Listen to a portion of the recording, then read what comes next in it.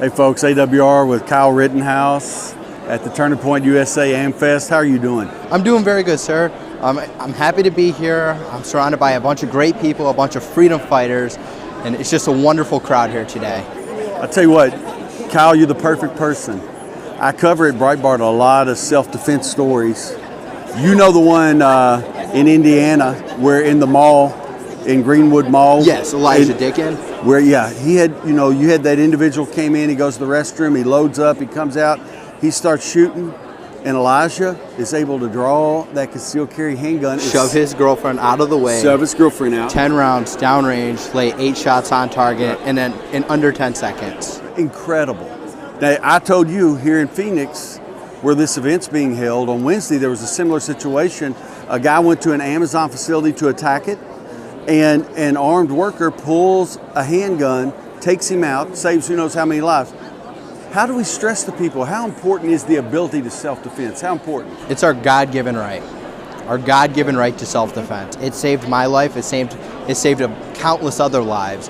What the left is trying to do, what these politicians, some of these politicians are trying to do, they're trying to strip us away from our rights to defend ourselves, defend our families, defend our friends, our neighbors, the people we care about, the people we love. And it's disturbing to see, and it didn't stop with me. They tried to use my case to take away our rights, our AR-15 rights to own a rifle. They're trying to put all these magazine bans on, the 30-round standard capacity. They're saying they're high capacity. As you know, 30 rounds standard, I believe Glock 19, 15-round standard. Right. They're doing all these laws and they make no sense, and it's all gibberish to me. Right.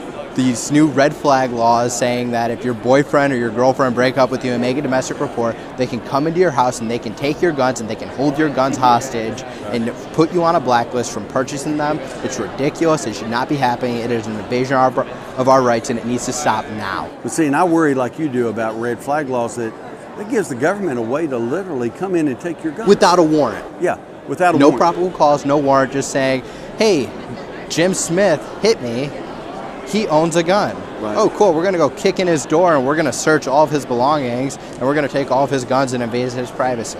Right. And in most states, the individual who's the subject of that red flag law doesn't even get to go to court. They learn about it when the police knock on the door. I mean, they have no idea. It seems very strange. I follow your Twitter, and I told you I see how you credit God's grace and God's strength carrying you through.